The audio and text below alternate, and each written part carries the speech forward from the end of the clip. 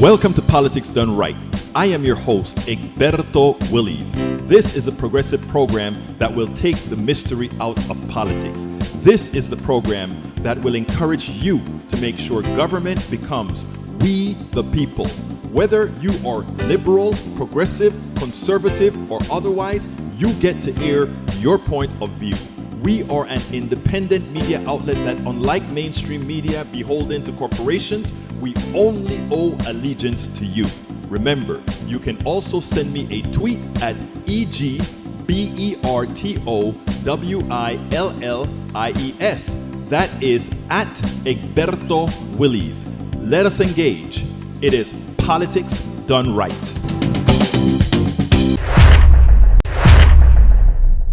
Well, folks, welcome to one more edition of Politics Done Right. I'm Egberto Willies, your host.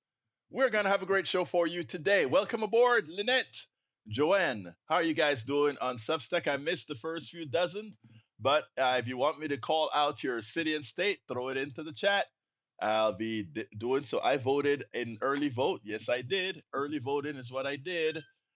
All right, and we also have in the chat El Senor Michael Rudman, number one from Brooklyn, New York. We have Patrick Magner Meow from Houston, Texas. Joanne from Los Angeles, California. Great to have all of you in the house. B. Warren joined. Thank you so kindly. Hey, wasn't Donald Trump the guy who decided that he would force Texas and other states to redistrict? Well, check this out. Trump just sent a Truth Social. The unconstitutional redistricting vote in California is a giant scam in that the entire process, in particular the voting itself, is rigged. All mail-in ballots where the Republicans in that state are shut out is under very serious legal and criminal review. Stay tuned. This is what he intends to do. He wants to try to scare people with this guy got some. Oh boy, this is so funny. This is so funny. Donald Trump is a scammer. And the thing about it is, as people continue to believe the crap, what can I say? Anyhow, let's get busy. Guys, I'm feeling sick as a dog. I got a cold. I think I went and gave a speech this Sunday, and I think somebody there had a bad cold, and it came on quick. Last night I had a terrible night, and you know what? This is what's keeping some of the pain down. HEB Daytime, which is a Dayquil, but by the generic. I don't buy anything but generic. Anyway, we are going to continue, pain and all. I have quite a bit of videos to play today. I'm going to start with the interview that I did with Professor Thijs. This one had to do with let me see. This one had to do, I didn't load them up. I barely made it on time. Like I said, I feel like crap. This one has to do with, bear with me as I get my mind thinking straight. This one had to do with not the shutdown. You remember a few months ago when the South Korean president declared martial law and how they reacted? Well, my friend lives in South Korea, and he's going to kind of tell us a little bit about that, how that is mitigated, etc. So what I'm going to do right now is I am going to go find that interview. That's number one right there, and play that interview right this minute. Welcome to another edition of Politics Done Right. I'm Egberto Willies, your host. Today I'm honored to have a good friend of mine, a professor, Dr. John Thijs, who is a political science professor at a major college here in Texas. Professor, thank you so kindly for being here on Politics Done Right. Hey, my pleasure, Egberto. Today we are going to be discussing freedom. We're going to be discussing what occurred recently in South Korea when martial law was declared and how it applies to what we are going through right now in the United States of America. And there's no one more competent and qualified to discuss this subject than Dr. John Thijs. So, Dr. Thijs, thank you so kindly for being here with us. No problem. John, you're over there in Korea. What are you doing out there? I kind of woke you up early. So I had a semester of leave that I had accrued. So I decided to come and spend the semester here following up on. So in 2023, I was awarded a Fulbright fellowship and came to Korea and taught for a semester. And I liked it so much that when I had another semester I could take, I decided to come back. Well, that is great. Well, I'm going to get right to the punchline. Many people in the United States believe that Donald Trump, the current president of the United States, is marching towards creating a platform to declare martial law or some sort thereof. Now, recently in Korea, last year, in fact, there was a president that kind of followed some of what Donald Trump is doing, and he was summarily rebuffed. Why don't you kind of tell us how South Korea got there and how they mitigated that reality? So Yoon Suk-yeol was the president. He was elected as the president of the People's Power Party, which is the conservative party here in Korea. And they had midterm elections, and the opposition Democratic Party won a majority of seats in the legislature. And the Democratic Party was not behaving the way the president wanted.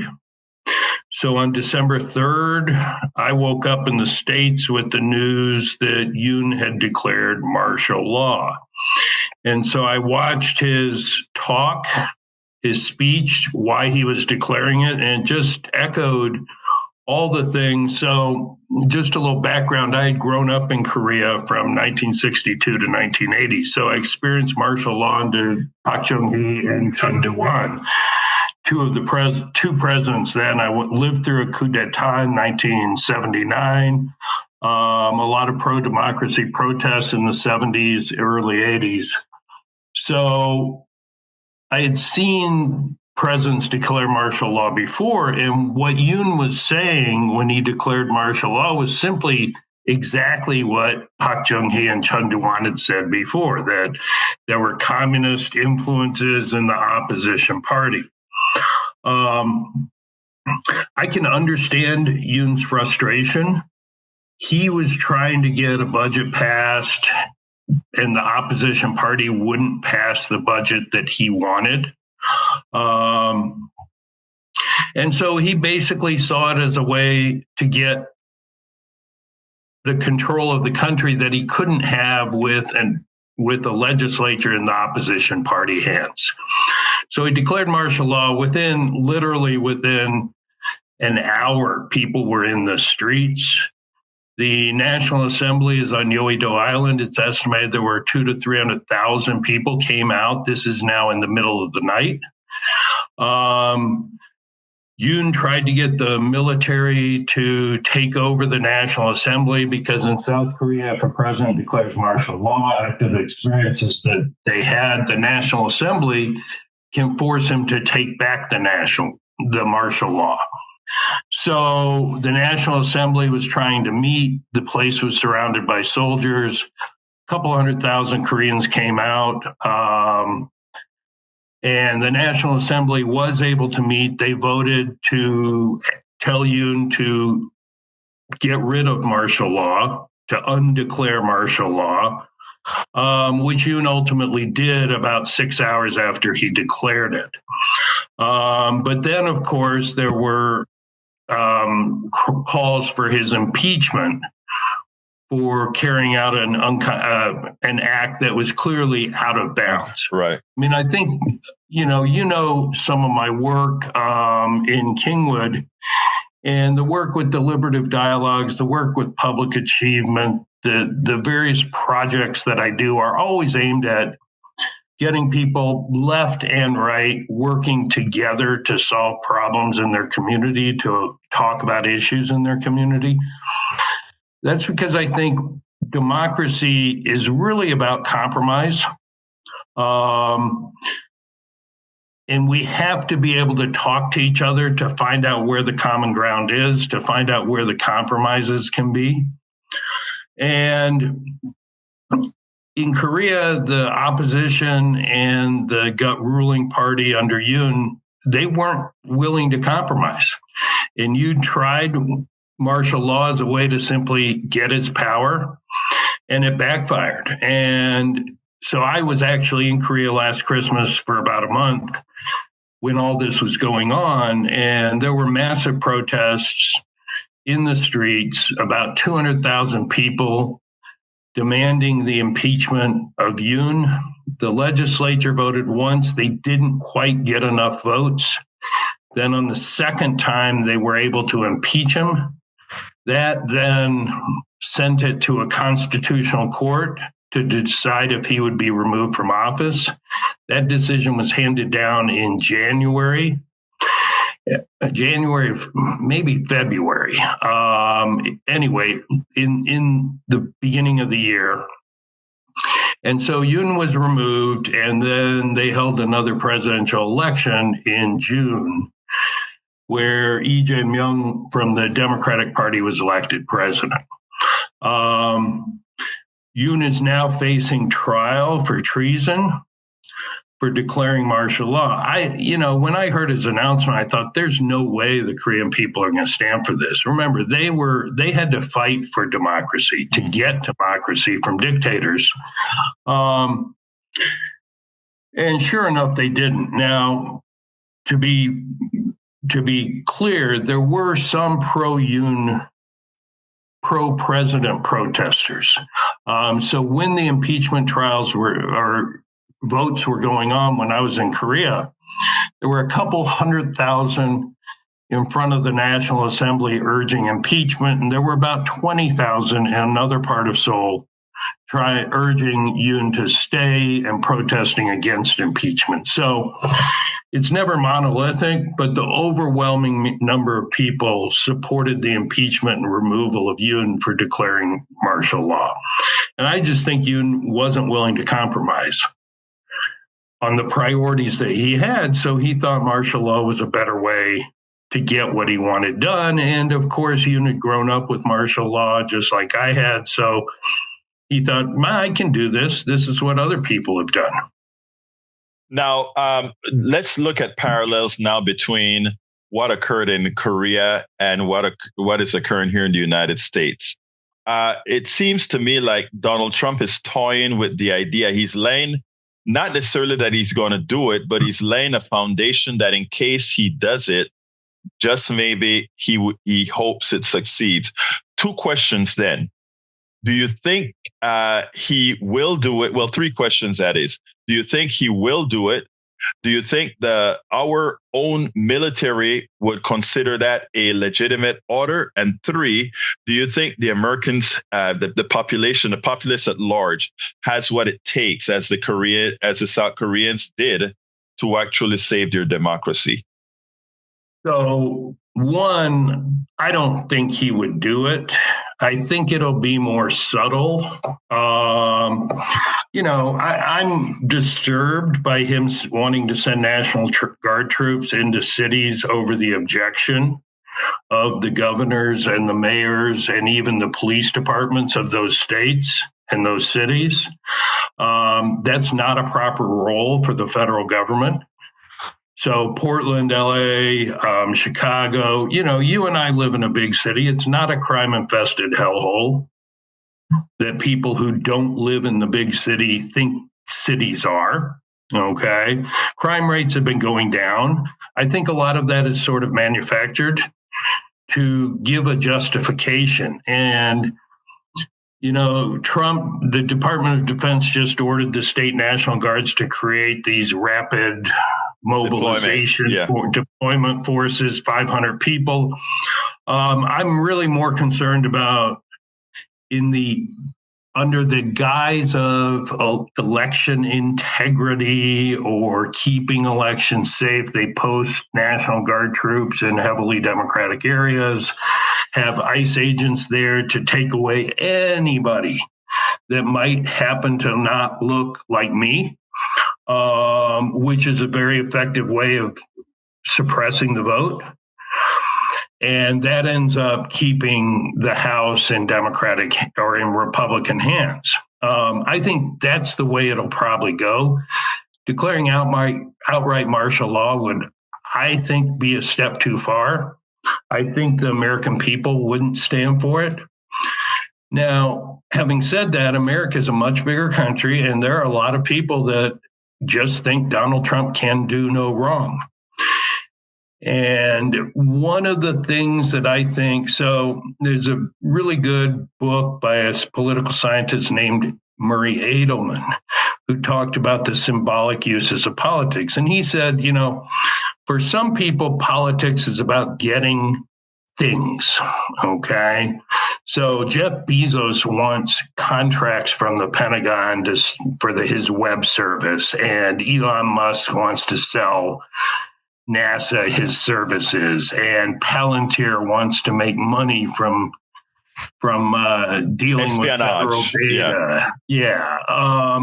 So there's, for some people, politics like that is immediate. It's personal, and they behave very rationally. But for most of us, politics is something distant. It doesn't affect our lives directly on a day-to-day basis in the same way. So most people in America are working, are trying to spend time with their family, are engaged in their daily lives, and politics becomes something distant that they participate in once every 2 or 4 years, maybe in a protest here and there. And so politics is not a rational activity, it's emotional, it's about symbols. And Donald Trump has very effectively sold about a third of the American population a set of symbols that he's going to save them from the urban decay and urban blight and the violence in cities. He's going to save them from the illegal immigrant hordes crossing the border to take their jobs and take their benefits from government and access their free health care and all that. And so those are emotional feelings that people have. So I think if Donald Trump does try to do martial law, a large chunk of the American people will come out in the streets. I don't think the military would fire on American citizens.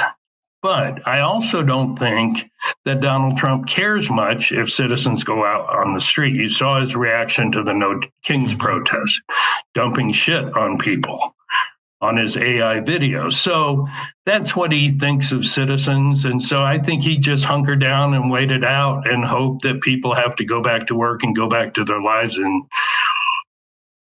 you arrest the instigators and the leaders and hope everybody else goes back. So I'm not sure how it would end up. I think the people would not want to stand for martial law, at least a large percentage of them. But there's a big chunk that would say that's good. That's what we need. These liberals, these leftists need to be put in their place.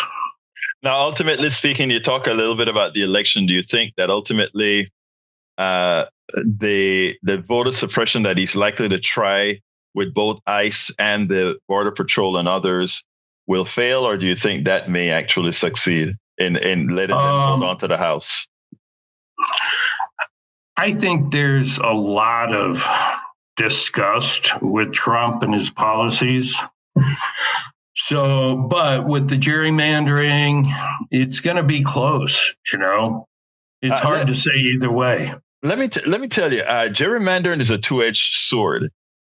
In order to get those other districts, they have to dilute their Republican districts that are already there.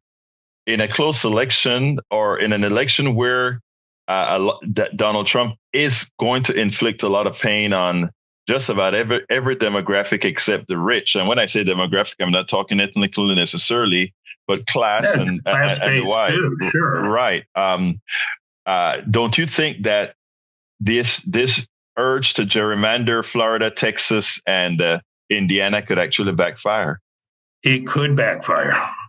especially with a candidate like James Talrico, if he Right. ends up being the Democratic nominee, because he has a very good message to working class. Right.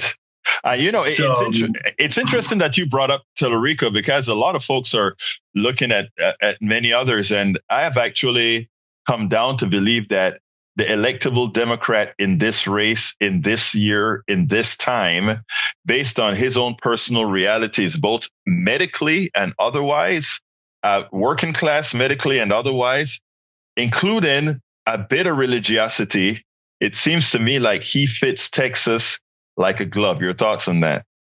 I think he does. I mean, I think Talrico's a progressive Christian who provides a counterweight to the Christian nationalism of Abbott and Patrick and so many of these other people in Texas. He gives Christians an alternative view, and that's really important.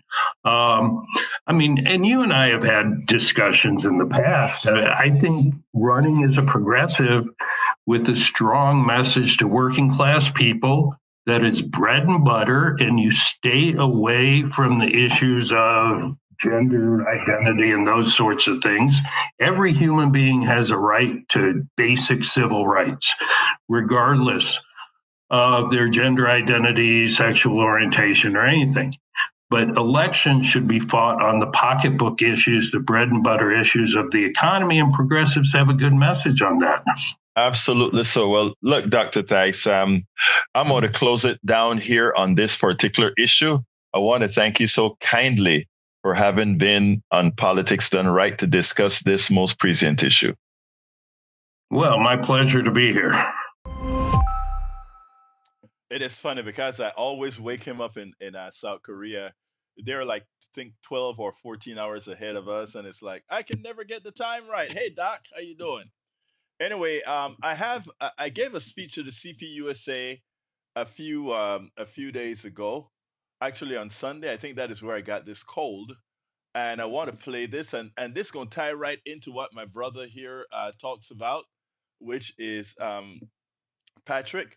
Patrick is gonna have a discussion with us sometime here live on this issue. But this is my take, and later I'm gonna want to have brother Patrick's take as well. So let's go ahead and do that now. We cut a few corners. Yeah, I know. All right. Anyway, buenos dias todos. Good morning, everybody. How's everybody doing today? Good. Great. First of all, I want to thank Bernard. Bernard and I go back a long, long time. We did a lot of activism together and all over the place, from TOPS to everywhere else. And Alvaro, of course, Alvaro is an engineer in kind with me. Both of us are mechanical engineers by training. And let me just say this. I have an engineering mind. I don't look at things from an ideological point of view. I look at things from a mathematical point of view. I look at things from just how I get things done, or how we get things done, right? I look at everybody in here.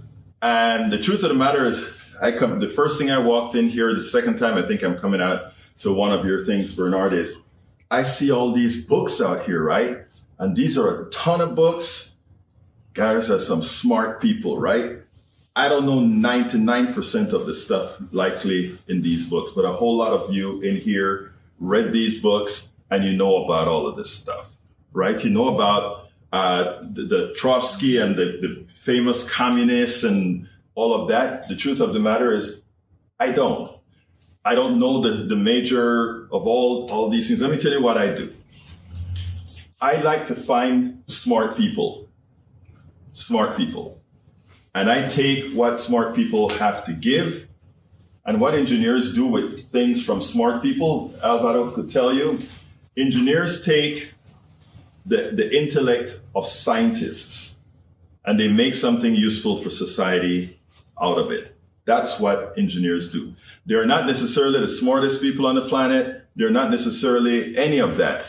They take the best out of absolutely everybody and make something useful for society with it. On my way here, I had two subjects that I was going to talk about. The first one you heard because you're at the other place. I was going to talk about Medicare, but they always tell you when you come to a room, you look at the room and you try to figure out where the people are. And guess what I see here? And you're magical young people, which is great to see. You're young to be. You're young to. It's okay. You know, I see young people, right? Some of us are young at heart. And the rest of us are young at heart, right?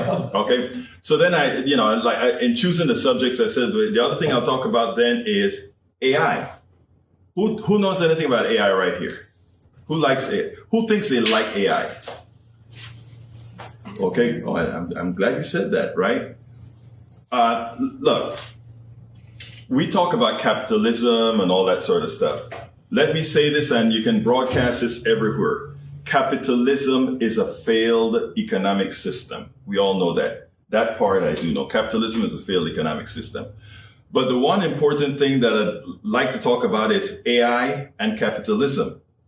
AI cannot coexist with capitalism and have democracy. They are mutually exclusive. Anybody really knows what AI is? Can anybody kind of tell me what they think AI is? Anybody want to tell me that? Yes, sir. Artificial intelligence. I mean, beyond that. Okay. People look at AI like it's this magical thing, right? I program computers. I do all that kind of stuff.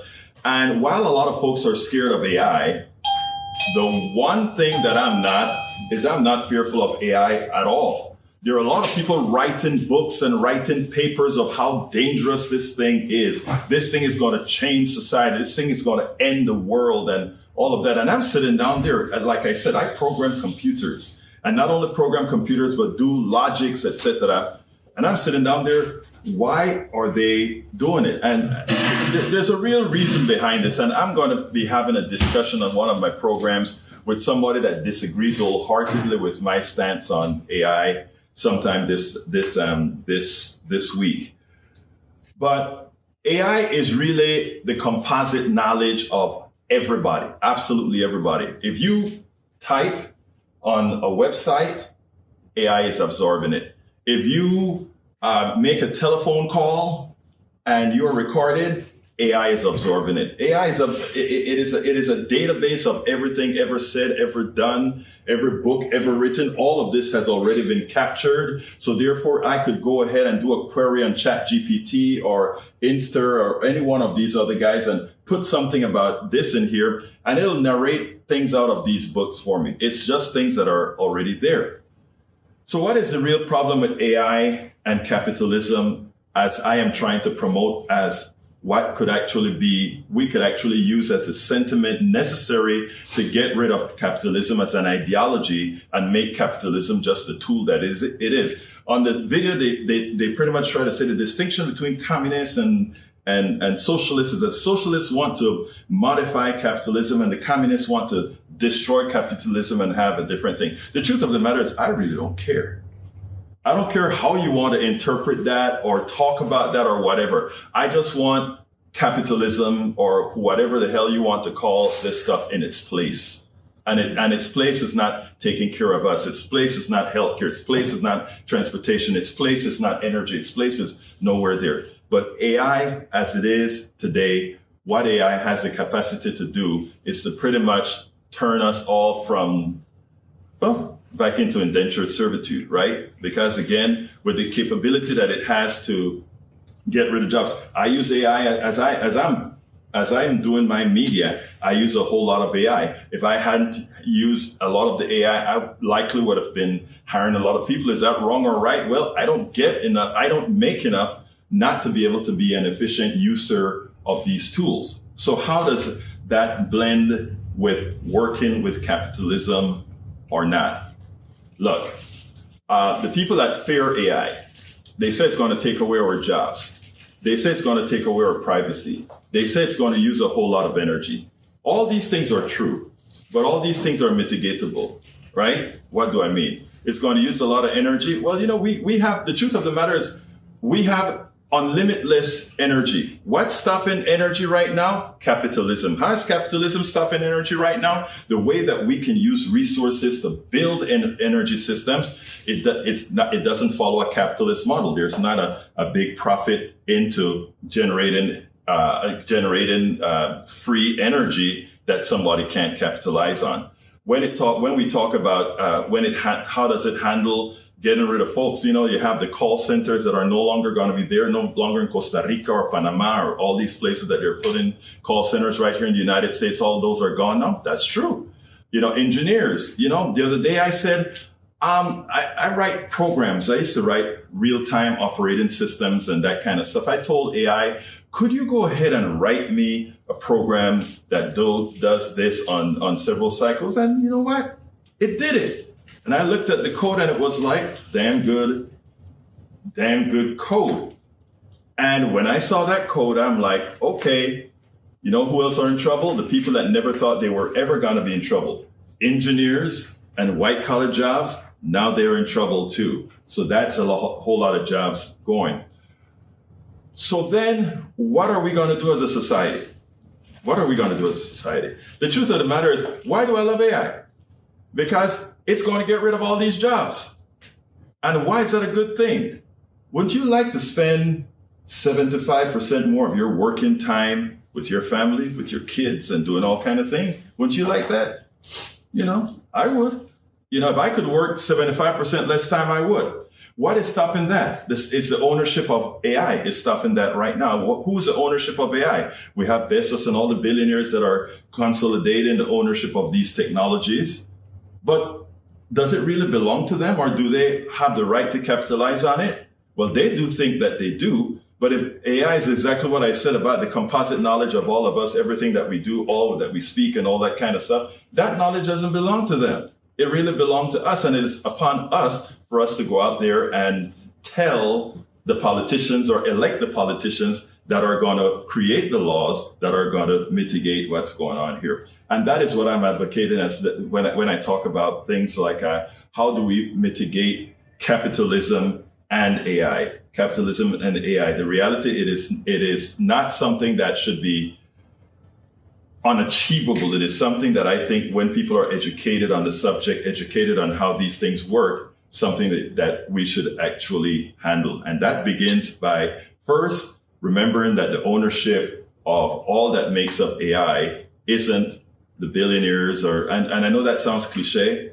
but it's true. It isn't these guys, but AI belongs to all of us. We should profit from it. And that's, and we should ensure that the system goes that way. So that is pretty much what I wanted to talk about today. And anybody wants to query or ask questions on that, I'm all ears. And after that, we had a 24-minute question and answer session. Anyway, I didn't put that out because, again, it was kind of long. Let's see what else we got here. Let's see. Patrick says, the estimated additional energy needed for AI over the next 10 years is equivalent to 400 million households. Yeah, it's true. But, what I try to explain to folks, right, is we don't have energy shortages. We have capitalism. I mean, there are so many sources of energy that we have that we can't use. I mean, let me give an example. Every rooftop is a generator of energy. Every single rooftop. Suppose we had industrial policy in our country that says every rooftop will have solar panels and tied into a very complex grid that moves energy around. There is never a shortage. It is about what we want to do and how we want to do it. So, but anyhow, we can go into that kind of stuff at another time. I have some other videos that I want to show. Bernie Sanders gave an interview to a podcaster recently, and Bernie Sanders said the most prescient thing that tells exactly what's wrong with the Democratic Party, and he did it in a minute. I want you to listen to this, and then we'll take it on the other side. The leadership of the party right now, this is the struggle that I had when I ran in 2016, right? What I said is open the bloody doors. Meaning let working class people in with all of their flaws. They may have said something 28 years ago they regret saying. Open the door. Open the door to young people. Open the door to people of color. As candidates, you mean? as candidates, as participants. You know that I was in West Virginia. I don't know if you know this. I went to West Virginia, I don't know, 2 months ago. Yep. I went to a county in West Virginia which voted for Trump.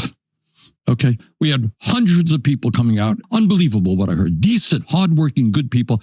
Did you know there is no Democratic Party basically in West Virginia? The party's given up. Yeah. It's not only West Virginia. It's state after state after state. Democratic Party has abdicated, given up. They're not fighting for the working class, and it's not this. What the Democratic Party has been is billionaire-funded, consultant-driven party, way out of touch with where the working class of this country is. And Bernie Sanders nails it. The Democratic, I spoke about all the hospitals closing in Virginia, all the hospitals closing in rural Texas, and we don't have a bus. I want you to imagine this. Imagine a whole bunch of Democrats jump into a bus and drive into areas that are being decimated by Donald Trump's policy, and go out there with signs and mottos and be ready to take the heckles. Be ready to take the heckles. But go out there and encourage all those people that are going to come and surround your bus. Encourage them to come and talk with you. Give them the mic. Give them the mic and ask them questions. And first, let them tell you what their problems are as you're showing them these hospitals closing. Let them talk. And after they talk, that gives you the opportunity to answer. I did an interview. There's this guy that came out to talk at one of our No Kings. And when he really wanted to engage and so forth. But by the time you realized that he agreed with me with too much, he went into his corner. But not everybody's going to go into their corner. Some people are going to engage and get their minds changed. Of course, there are those that are immutable, but we don't care about those that are immutable. We care about those who are uninformed, and when informed, decide to make the right choices. And that's what Bernie Sanders is talking about. There was a time when Alexandria Ocasio-Cortez was invited to go into West Virginia with a West Virginia congressman. And she accepted the invitation, and they were going to go out there and meet people. And guess what that guy did? He canceled the invitation. Why? Because they were going to go out there and have a conversation with people in West Virginia to really talk about what ails West Virginia. They don't want to talk about that. And you know why? Because West Virginians immediately realize that they are, in fact, progressive. And that's the whole thing. Anyway, I have another video. This one is from Nina Turner. I love me some Nina Turner. Nina Turner is very, very progressive. She was once Bernie Sanders, I think, director of the election, right? Taking care of the campaign, director of the campaign. And, they use her, the mainstream media uses her sparingly because she have a tendency to tell the truth, whether it's the truth that affects Democrats or the truth that affects Republicans. I want you to see how she answered this question, because as soon as she answered it, I sent her a text and I said, damn. I sent her a text that said, that you nailed it with these guys. She nailed it. I want you to listen to this and then we'll take it on the other side. So, Nina, can the party, if there are places where Mamdani can be characterized or caricatured by the Republican Party successfully as a socialist or a communist, as the president wants to label him, even though he's not a communist, can the Democratic Party run individuals in different places that are able to break free from the larger Democratic identity? Or is this now a world where everything is a zero-sum game? You're one thing and you're one thing only? Okay, that's unfortunate. I mean, it's narrowed to that point, but that is not how I believe the everyday American people see it. American people are looking at the people who are going to best serve their interests. So while people want to wax poetic about the Democrats and the Republicans, I believe that the American people should be centered. How is neoliberalism working for them right now? You know, one of the panelists said that the Democratic Party is going to be described as being a socialist party.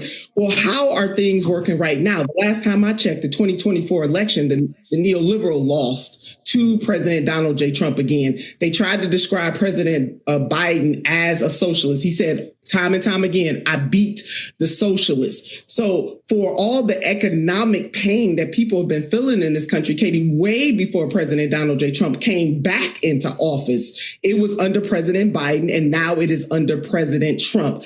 Last point, I am old enough to remember a candidate in 2008 who ran on Yes We Can.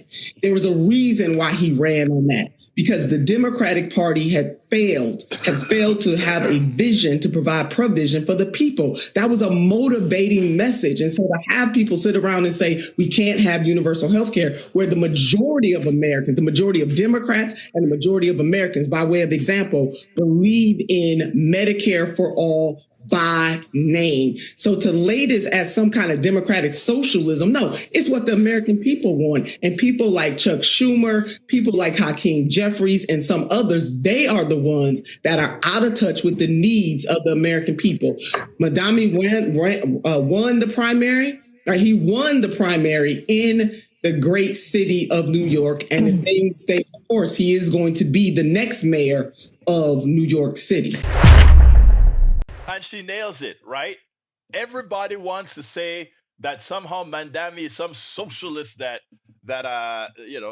gonna end America. Look, how is capitalism, how is neoliberalism working for America right now? It isn't. 60 something percent of Americans are a paycheck away from disaster. That's not an economic system that works. Now, if they had something like, these are working people. These are not people living on the dole. These are working people. So what kind of policies do Americans really like? They like basic income. They like Medicare for all. They like child care. They like family leave. They like all those things that whenever you bring it up, they call you a socialist. The rich people call you a socialist. And then you ask, wait a minute, I don't care what you want to call it. Those are basic things that make society better. And if you truly believe in the sanctity of life, if you really are a moral person, you would actually support all of those policies. All of those policies would be supported. So Nina Turner nailed it. And I had to text her and say, girl, you nailed it. Anyway, folks, those are the 4 videos. I went through them pretty fast, mostly because my head is killing me. So if anybody wants to give me a call right now, I don't have anything else programmed for today. If anybody wants to give me a call, I'm all ears, brothers and sisters. I am all ears. So give me a call. Whoops, I didn't put the number up, did I? Such a bad person. 281 823 7747. There we go. I'm going to put it in both chats. Call in number. Let's go ahead. God. Remember, folks, when you're going to new places, sometimes it's worth wearing the mask if you don't know the environment. And that's probably what I should have done. Worn a mask. I didn't. All right, there's a number. Anybody wants to call 281 823 7747. Give me a call and we can talk about whatever you want to talk about. And if we don't get a call in a couple minutes or so, I will probably close down early and try to go ahead and take some more of this. Hey, you know that I'm not feeling very well because, my wife would tell you, I don't use any of this stuff. I don't use any of this stuff, but it was so painful today that I decided to use it. And I just decided to use it and say, okay, every 6 hours, I'm going to handle the pain. All right, folks, give me a call. Who's going to call me first? 281-823-7747. 281-823-7747. Give me a call. If I don't get a call, I may shut down a bit early, guys. So, llámame por favor. And if I don't get one, I will leave early. So I'm going to wait another 30 seconds. Let's see. Para ver. All right. Anyhow, there's another video that I really wanted to prepare for today. But like I said, I am in so much pain. I'm going to go get some. I took vitamin C and zinc about a couple hours ago. Mars Maniac says, I hope you feel better, Egberto. I do too, because this weekend is our big Panamanian gala, where we have 100 Panamanians coming with the marching band to Houston, and we're having a huge gala on Saturday. We actually sold tickets to it. You know what? Let me just go ahead and show you guys what kind of stuff we do with the Panamanian stuff. Let me see. Panama Texas connection. Anybody want to see what I do with some of the with some other organizations? This is the Panama Texas connection. We're having a huge gala this weekend, and we are going to be having a good time, a really, really good time, where we're going to have some salsa, all kind of stuff. All right, nobody's going to call. I'm going to wait until 50. The clock hits 50, and then if nobody calls, I'm going to shut her down early. I don't like to shut down early because you know how that goes. It's like some people come in right at the end. But I'll hold up a little bit longer to see if we get a call. Let's see. Egberto, looking in the chat, unfortunate. Not looking at the chat. Okay, that's okay, Michael. I know you've been under the gun yourself as well. But it is pantexconnect.org. Pantexconnect.org. If you want to check out our cultural website of Panamanian stuff. And it's a pretty. I did the website about 4 weeks ago for the thing. Okay, let's see. Egberto, Bernie reminds me of a short video I've seen recently. You want me to play that video? I'll play it. I'll play the video. All right, let's go ahead and do that. All right, let's go. All right. About this before, but I can't find them, and someone asked about this. So, why did the Senate hate Caesar? Put simply, he was arrogant and he was flouting Roman law and tradition. They hated him for that, but it goes deeper. His political reforms threatened to upend the status quo. So what were these radical reforms?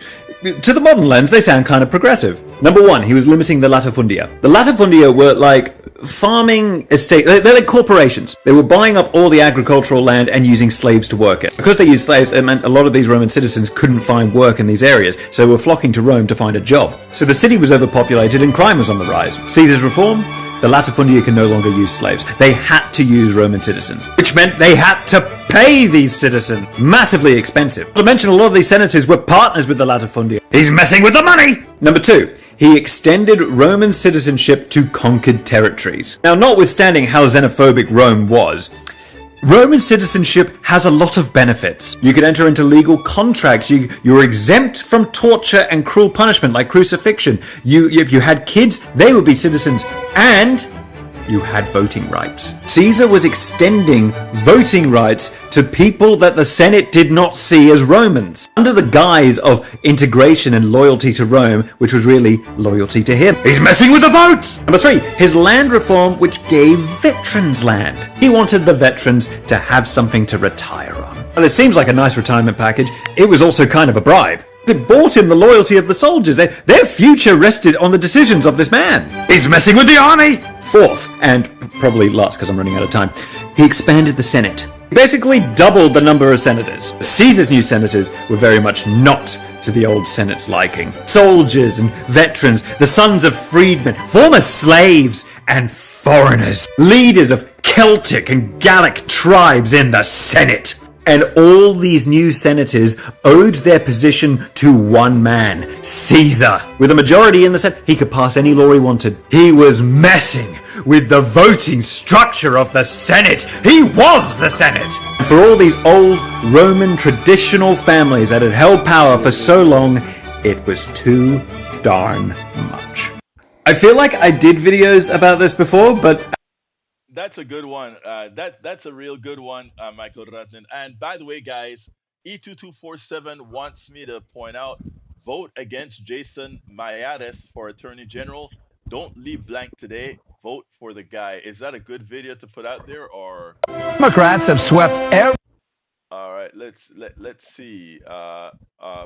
Let's go ahead and do that for our guy. Here we go. Bear with me 1 second. Man, you guys are getting all of. I'm coming to you in a second, Harry. There you go. Democrats have swept every Virginia seat except Attorney General. Questions tonight about Attorney General Miyares' ties to private prison operators as Virginia approves a new ICE detention facility. It all comes down to Virginia tonight as President Trump seeks an unprecedented third term. Sound far-fetched? We've been here before. Fine. 11,000 votes. Vote against Jason Miyares for Attorney General on Tuesday. Don't leave it blank. All right. Democrats have swept every. So that is what we want to hear, that in the Virginia race, folks, go out there and vote. Harry, what's up? Well, yeah, I like Michael Rundon's videos. He's right about Julius Caesar, the ruler. I'm glad he sent that to you. I was going to say the Nina Turner video. It cut out, but I'll go back and listen to the rest of it. But from what I did hear, you know, she does tell the truth. And like you said, and the mainline media just wants to kind of dance around her and not constantly put the whole truth out, because they don't want you to know, they don't want people to critically think what she's saying is true. And neoliberalism is not working out. It's just Reaganomics that never trickles down to working class people. And you have neoliberal Democrats. Harry, that's you're it. You're absolutely right. But I gotta go, Harry. I really have to go. I'm feeling. Okay. Oh, one more thing. Take care of that cold. Thank you, brother. Appreciate you. Okay. Take care of the cold. Anyway, folks, Egberto, please show the short. Okay, isn't that what I just showed, brother? That's what I just showed. I just showed that. All right. Anyway, I got to get out of here. I got to go take some medicine. Look, remember, please consider becoming paid subscribers of our network by going to politicsdoneright.com/newsletter.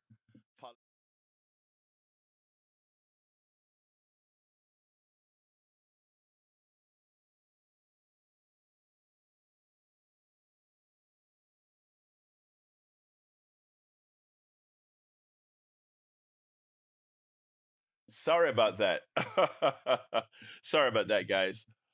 Please go ahead and support the program however you can by going to politicsdoneright.com/newsletter and become a paid subscriber if you can. We cannot do this without you. I'm going to put the link in both chats, and then I'm going to head out of here. Here we go. That's the link to become a paid subscriber. Please help us out to do what we need to do. All right. Love you all. My name is Egberto Willis. This is Politics Done Right.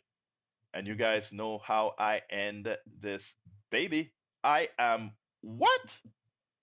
Out.